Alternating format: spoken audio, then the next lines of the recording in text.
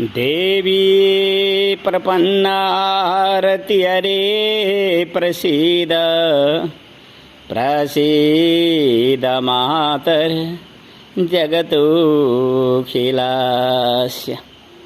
प्रसीद विश्वेश्वरी विश्वं तमीश्वरी देवी चराचरस्य। हे माँ, आज 2079 भदौको 10 गते शुक्रबार। अहिले म बिहानको 5:30 बजेतिर यी आवाजहरू सहित उभिएको छु। मैले जुन प्रकारले ती काल वृद्धहरूलाई देखेँ र ती काल वृद्धहरूको जीवनलाई अनुभव गरेँ।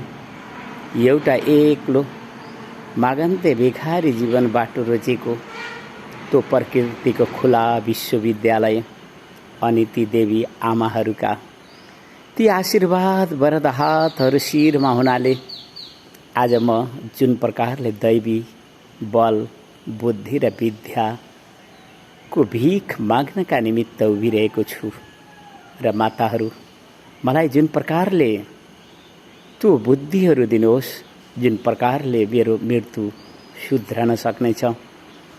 हामीले जन्मलाई सुधार्न सक्दैनौँ किनकि जन्म कर्माधीन छ, कर्मको अधीनमा छौँ। मृत्यु हाम्रो अधीनमा छ। हामीले कस्तो मृत्युलाई वरण गर्ने हो त्यो हाम्रा कर्महरूले निर्णय गरेका हुन्छन्। सायद तपाईले वैदिक ती प्राचीन शास्त्रहरूलाई राम्रोसँग बुझ्ने अवसरहरू पाउनु भएको छ अथवा छैन त्यो त तपाईको नै आफ्नो विषय हो। मेरो अनुसन्धानले के भन्छ भने कि जो कसैलाई पनि मृत्युलाई सुधार्नका निमित्त अवसरहरू छन्, तर जन्म सुधार्नका निमित्त हामीले प्रयास गर्न पाउँदैनौँ किनकि हाम्रो पूर्व निश्चित पूर्वकृत कर्महरूका साथमा सम्बन्ध राख्ने हुनाले जन्म त हाम्रा पूर्वकृत सम्बन्ध साथमा जाने गर्दछन्। भन्नुको तात्पर्य हामीले मृत्युलाई सुधार्यौँ भने जन्म स्वाभाविक रूपले सुध्रने यो प्रकृतिको न्याय नियम छ।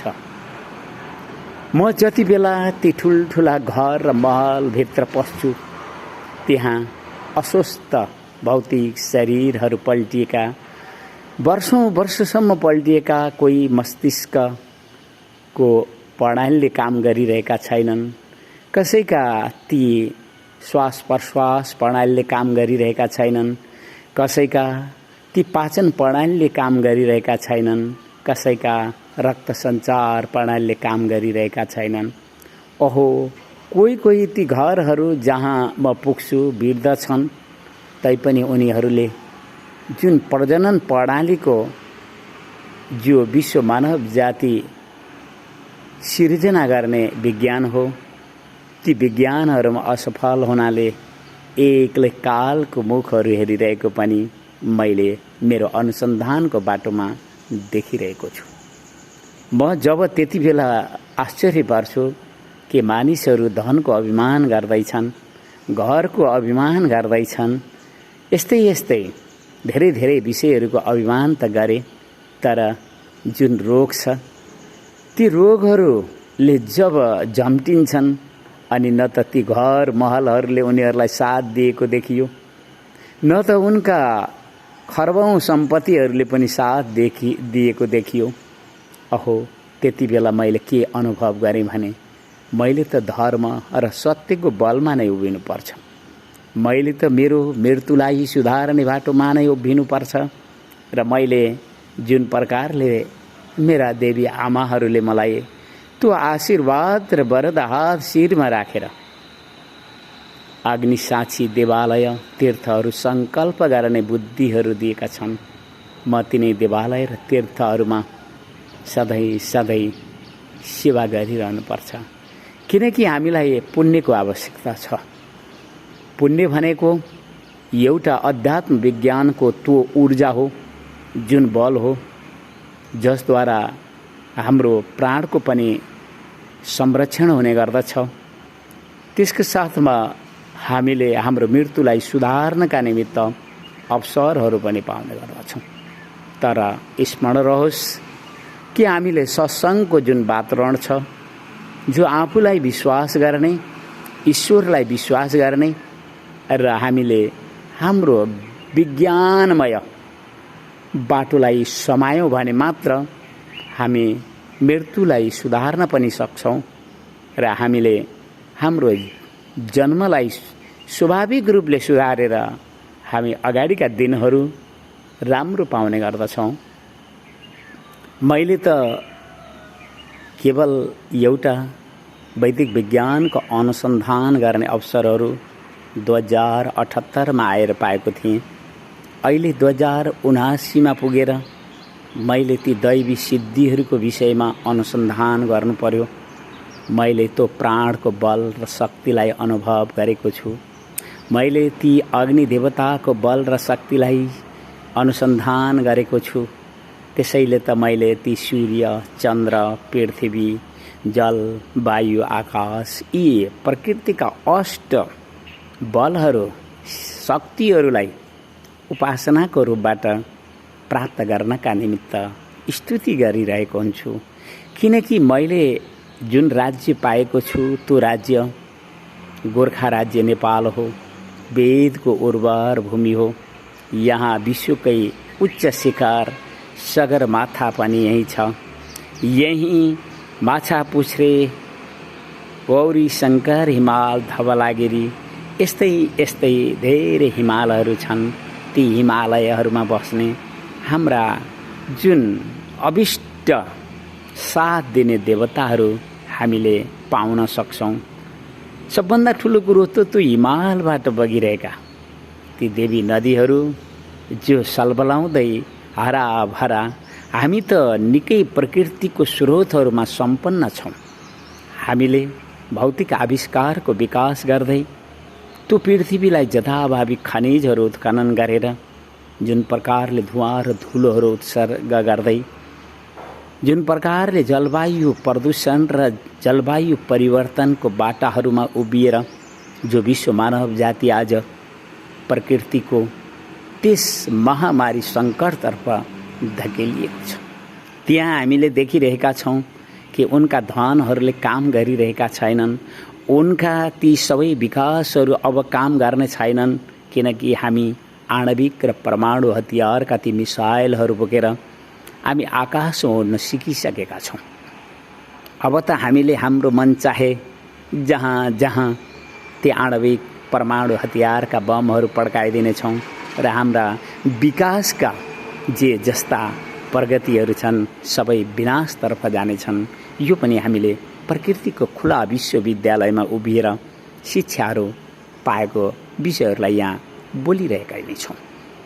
तपाईँ धर्म र सत्यलाई बुझ्ने गर्नुहोस्, त्यसको बललाई बुझ्ने गर्नुहोस्, त्यसको शक्तिलाई बुझ्ने गर्नुहोस्।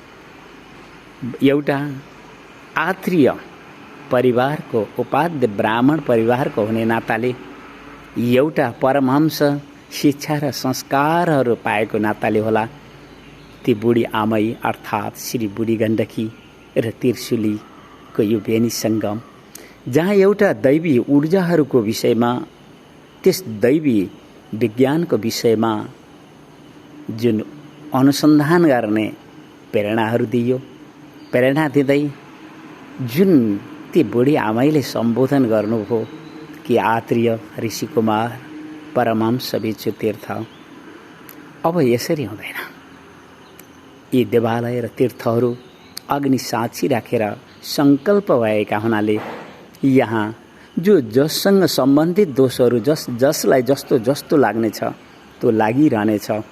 तर तिमीले वैदिक विज्ञानको अनुसन्धान गर्नुपर्नेछ, किनकि यो गोर्खा राज्य नेपाल वेदको उर्वर भूमि हो। वीर र कविहरूलाई सम्मान दिने र सम्मान पाएको भूमि हो। यो त राजेश्वरी गोरख काली माताको आशीर्वाद र वरद हात शिरमा पाएका ती वीर र कविहरूले यो राष्ट्रलाई पूर्वमा टिस्टा नदी, पश्चिममा काङ्गडा, उत्तरमा हिमाल पारीका ती फोटहरू, दक्षिणमा गङ्गा र यमुनासम्म आफ्नो बहादुरीका खुकुरीहरू नचाहेको हुनाले अब यो देशको रक्षाका निमित्त यहाँ जुन प्रकारले फोरिएको बहुदलीय राजनीतिको जुन प्रकारको अस्वस्थ प्रतिस्पर्धा छ र जुन प्रकारको यो राज्यको राज्य शासनको जुन प्रकारको दलीय भागबण्डामा उल्झिएको छ, यस वातावरणलाई मिल्काउनका निमित्त दैवी सिद्धिको नै आवश्यकता छ, दैवी प्रकोपको नै आवश्यकता छ। किनकि मानिस यस्तो स्वार्थी जाति हो कि उसले आफ्नो जीवनलाई घात हुने भए पनि अरूको राम्रो देख्न चाहन्न। त्यसैले हामीले मानिसहरूको सङ्ग्रह गर्ने होइन, हामीले त यो राष्ट्रको संरक्षणका निमित्त आवश्यक पर्ने ती वीर र कविहरू जो यो राष्ट्रका त्यो शिक्षित युवा युवतीहरू जनशक्तिहरू हुन्, त्यसलाई साथ दिनुपर्दछ। किनकि तिमीलाई वैदिक विज्ञानका ती प्राचीन शास्त्रहरू यो गोर्खा राज्य नेपाल हुने नाताले आज पनि प्राप्त छ। चाहे ती वैदिक सनातन धर्मलाई, हिन्दू धर्मलाई दूधमा परेको माखु समान यहाँको बहुदलीय शासन प्रणालीले मिल्काए पनि ती शिक्षा र संस्कारहरूका बाटाहरू मेटिन सक्दैनन्। बरु जाग्नुपर्ने, सचेत हुनुपर्ने परिस्थितिहरू आइरहेका छन्। यो राष्ट्रलाई संरक्षण गर्नका निमित्त धर्म र सत्यको नै बलको आवश्यकता परिरहेको छ। धर्म र सत्यका आडमा कविहरू र वीरहरू रहने गर्छन्। त्यसको आडमा हामीले देखेको कि त्यहाँ वैदिक विज्ञान र ती दैवी सिद्धिहरूको अनुसन्धानपूर्वक हामीले जुन प्रकारका सिद्धिहरू प्राप्त गर्नुपर्ने हो ती प्राप्त गर्नुपर्ने हुन्छ। त्यसैले त मैले कति बेला मृत्यु सुधार्नका निमित्त र त्यो वृद्ध कालले वृद्ध भएकाहरूलाई अनुसन्धान गर्न पुगेको हुन्छु। मैले त्यहाँ अनुसन्धान गर्दा हिजो मात्र पनि मैले के देखेँ भने कि काल वृद्ध हुनेहरू कुनै धन र महलका घरहरूले भन्दा उनीहरूको मनको भाव र भावना अनि परिश्रम जीवनले नै वृद्ध अवस्था आए पनि सचेतताको अवस्था आउँदो रहेछ। धनले कसैलाई पनि संरक्षण गर्न गएको देखिनँ, न त घरहरूले कसैलाई संरक्षण गरेको देखेँ। बरु धर्म र सत्यले मानव जातिलाई नै संरक्षण गर्छ भन्ने मैले अनुभव गरेर यी आवाजहरू आज सुनाइरहेको छु। मैले आफ्नो एक्लो मागन्ते भिखारी जीवन भए पनि मैले ती देवी आमाहरूका आशीर्वाद र वरद हात शिरमा पाएको भएर होला। मैले त ती दैवी बल बुद्धि र विद्याहरूकै नै बाटो रोजेँ र मैले ती आमैसँग सधैँ त्यही मागिरहेको छु। मलाई कालको विरुद्ध भएर रहनु आवश्यक छैन। मलाई त्यो दैवी बुद्धि दिनु पर्यो, मलाई त्यो दैवी बल दिनु पर्यो, मलाई त्यो दैवी विद्याहरू दिनु पर्यो जुन मैले यो राष्ट्रका हितका निमित्त सदुपयोग गर्न सकौँ। यो राष्ट्रको वैदिक सनातन धर्मलाई संरक्षण गर्नका निमित्त सदुपयोग गर्न सकौँ अनि यो राष्ट्रको जुन शासन व्यवस्था छ त्यसलाई सही सुख शान्ति र संरक्षणको वातावरणमा लैजानका निमित्त जनता र यो राष्ट्रको जमिनको सीमाहरूलाई सुरक्षित राख्नका निमित्त सदुपयोग गर्न सकौँ। किनकि यो राष्ट्रले जनशक्तिको अभावको महसुस गरिरहेको छ। यो राष्ट्रमा जनसङ्ख्यालाई नै संरक्षण गर्ने बलहरू बहुदलीय राजनीतिले देखाइरहेको छ र यस राष्ट्रमा रहेका शिक्षित युवा युवतीहरू धन पैसाका निमित्त विदेशीका गोठाला हुनका निमित्त रमाइरहेको परिस्थितिहरू देखेर हामीले राष्ट्रभक्तिको विषयमा जागरण गर्नका निमित्त ती दैवी सिद्धिहरू र वैदिक विज्ञानको सदुपयोग गर्न सक्ने त्यो दैवी बल बुद्धि र विद्या दिनुहोस् भनेर भिख पनि मागिरहेको छु। मेरो जीवनले त्यस्तै पाठहरू पढ्यो, त्यसैले त मलाई भिख माग्न बडो रमाइलो लाग्छ अनि मागन्थे भिखारी पनि भन्ने गर्छु। तर मेरा ती देवी आमाहरू र मेरी आमाले त मलाई आफू मृत्युको बाटोमा जाने बेलामा अवश्य मेरो आशीर्वाद दिएको मैले अनुभव गरिरहेको छु अनि उनका वरद हात मेरा शिरमा रहेछन् भन्ने कुरालाई पनि मैले अनुभव गरिरहेको छु।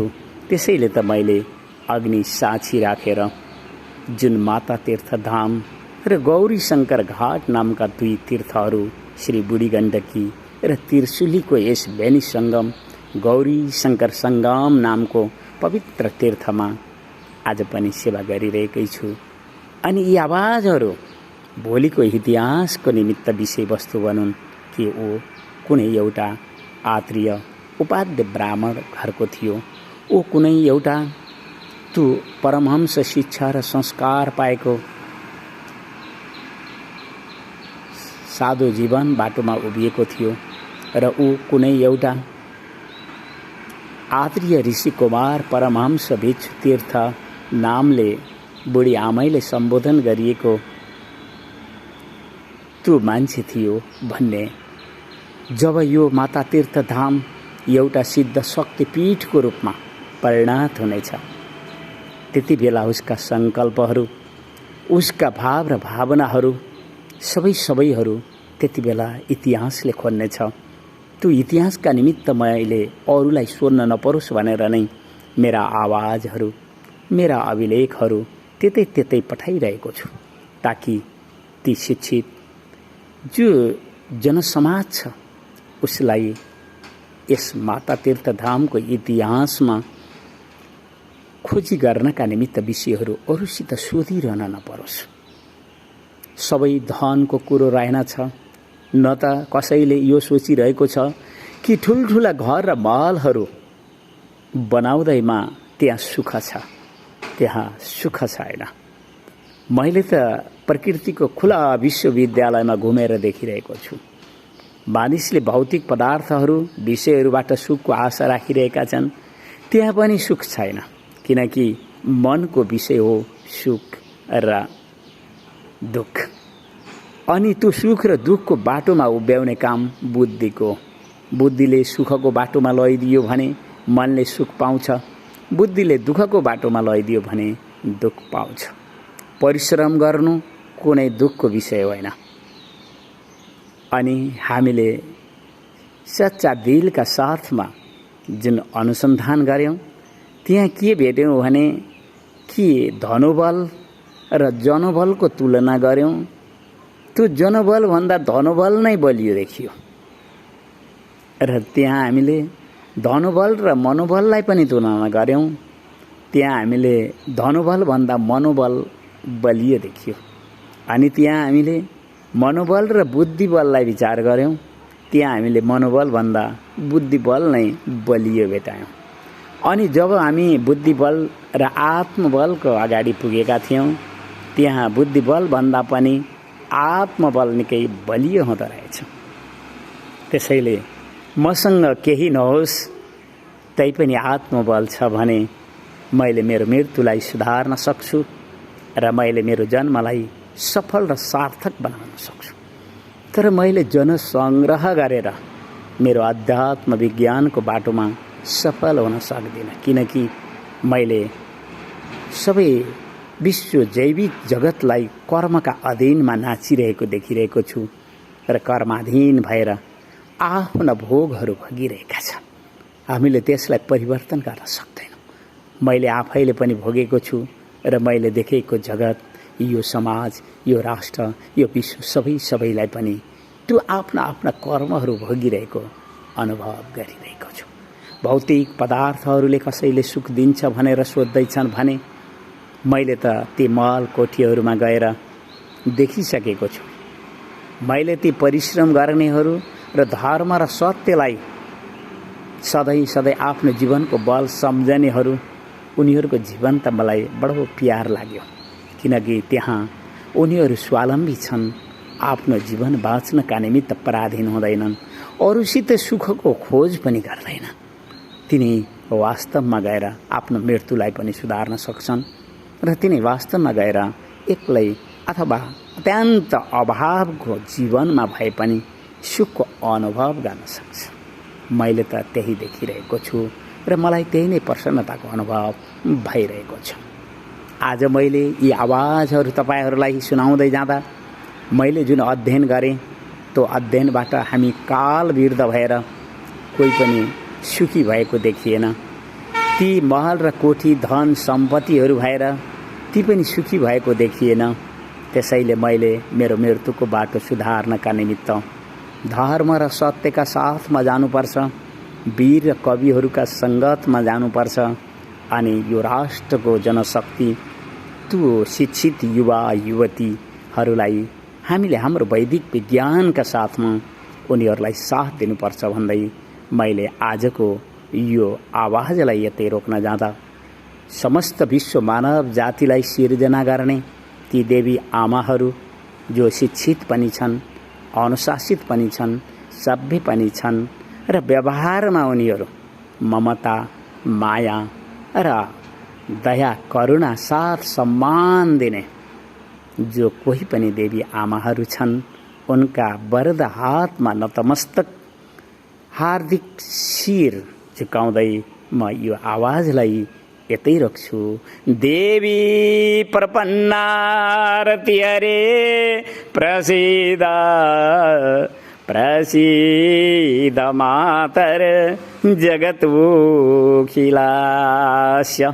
प्रसीद विश्वेश्वरि पाई विश्वं तमेश्वरी देवी चराचरास्य।